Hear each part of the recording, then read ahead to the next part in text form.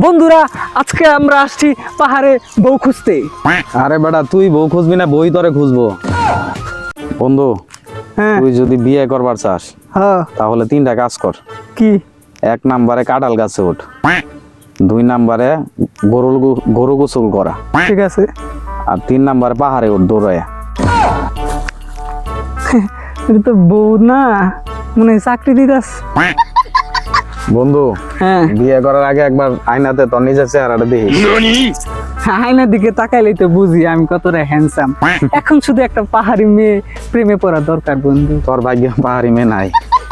দোস্ত পাহাড়ে যদি বউ পাই আমি তো খুশিতে নাচতে শুরু করে দিব। তোর নাচ দেখলে বউ তো পাহাড় থেকে লাফ দিয়ে আত্মহত্যা করবো।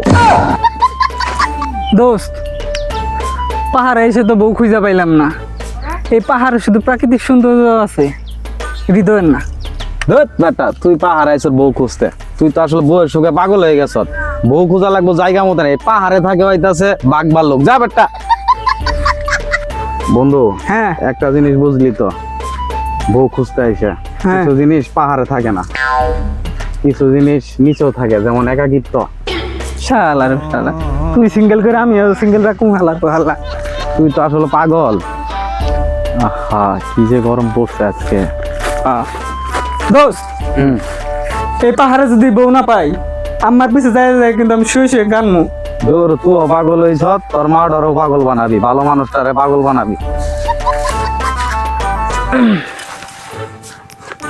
দোষ হ্যাঁ তোর একটা কথা বলি, কো। তুই যে বিয়ের জন্য তো পাগল হইছ, যারা বিয়ে করছে ওরা বুঝে যে বিয়ের কি জ্বালা। যেমন ধর আমি বিয়ে করছি, আমি বুঝি বিয়েটা হইলো পাবলিক টয়লেট। যেমন তুই যেমন পাবলিক টয়লেটের ভিতরে থাকস, তাহলে বাইরে খালি আসতে যাবি, আর যে বাহিরে আছে ওই খালি কব যে শালার কাম শেষ হয় নাকি আমি ঢুকনি। কি ঝামেলা। যাই হোক, আমি বিয়া করলে বউয়ের কানে কানে কম তুমি আমার জীবন।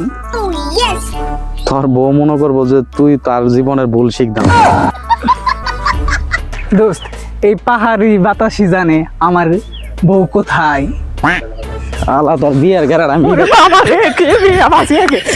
পাহাড়ে এসে বউ না পাইলে একদমই চিন্তা করবেন না, বাজারে হাটে যাবেন, অবশ্যই বউ পাওয়া যাবেন। আর ভিডিওটি ভালো লাগলে লাইক কমেন্ট শেয়ার করে পাশে থাকবেন। আর দেখা হচ্ছে নেক্সট ভিডিওতে। ধন্যবাদ।